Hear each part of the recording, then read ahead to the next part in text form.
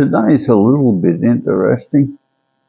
While I was on TikTok, YouTube and such today seemed to have been directed towards relationship issues. And there were so many people in there complaining about spouses.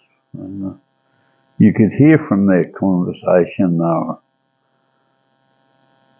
emotionally underdeveloped.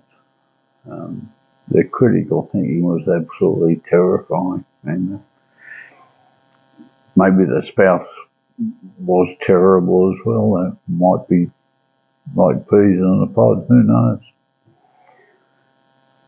One of the things that needs to be noted is if you want a successful relationship, you have to present the best version of yourself that you're able to achieve. And there's a book called The Armory for Alcoholics. It doesn't talk about alcoholism, actually. It talks about human emotions. And it was written by a Major Lyndhurst. And I'm not going to put in the links. You can replay this and write it down if you want it. But The Armory from Alcoholics by Major Lyndhurst, it can be purchased from only one place now, and that's the Australian National Library in Canberra, Australia. I always thought it should have been compulsory reading for every human. I'll repeat it again. The Armory for Alcoholics, authored by Major Lyndhurst at the Australian National Library in Canberra, Australia. It's probably about $10, and the best book I've ever read in my life.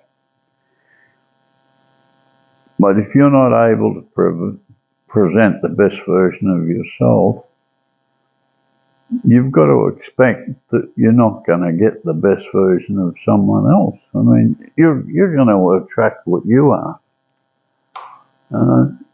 You don't suddenly get lucky. If you're an insecure person with emotional problems, how are you going to attract a high-value person? You're not. You're going to attract someone similar to yourself. So if you think your partner's a low-value person, have a look at yourself. You might find some similarities. I saw another issue about if women accuse men of sexual misconduct such as rape, and that's a false accusation, they should serve prison time. I guess they could already be forced to serve prison time in so much as you could take a civil action and force that upon them.